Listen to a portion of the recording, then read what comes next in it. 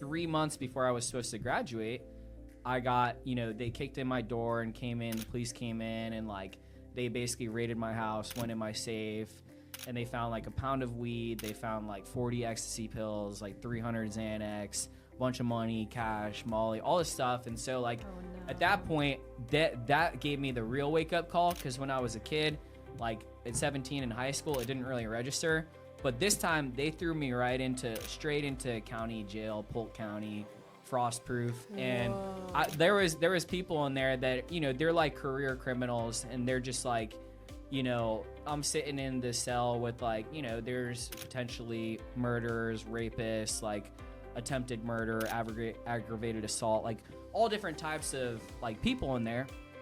And I didn't just stay in like a holding cell for a night and then like they sent me out. Like they shipped me down the road. They put me in like a jail transport van. I was all shackled up, and they brought me to, the county jail, and then they arraigned me first thing in the morning, set my bail, and like it was more serious. And then like they came, like I was in the jail, for a couple, like probably only about 2 weeks until my parents like bailed me out.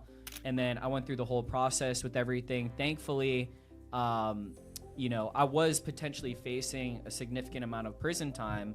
In Florida, they have what's called mandatory minimum sentencing guidelines.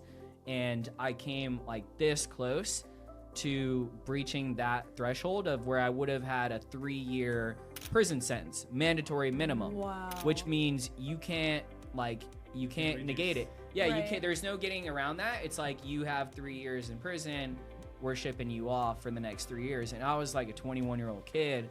And so like this really jarred me at the time. And so they said if you had like another like ecstasy pill, it would have pushed it over the threshold for like the MDMA, and I would have been like 3 years in prison.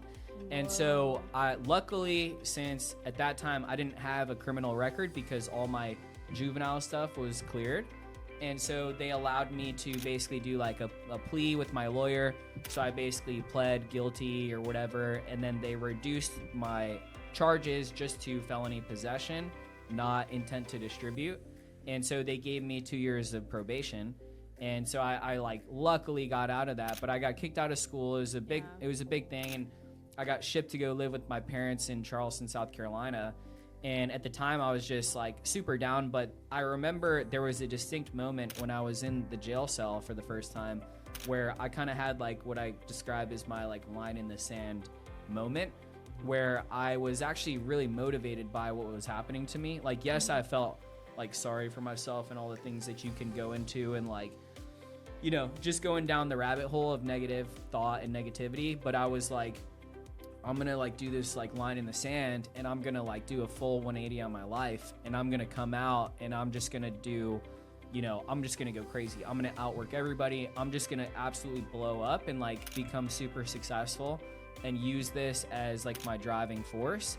And I'm going to do it the right way.